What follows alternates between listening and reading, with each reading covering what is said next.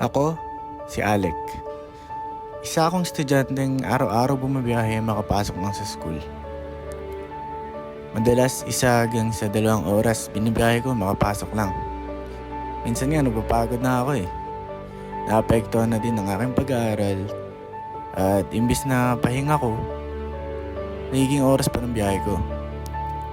Napag-isipan ko na dapat may magbago kasi hindi pwedeng araw-araw ang ganito.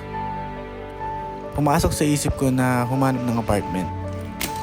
Kaso hassle din eh. Pupuntahan ko pa isa-isa para lang makita kung maayos ba or malinis ba yung titirhan ko. Dagdag lang sa pagod. Buti na lang may Go Home app. Nakita ko yung mga apartment na gusto kong rentahan kahit nasa bahay lang ako. Saving time, saving miles. Find your dream home on Install Go Home app.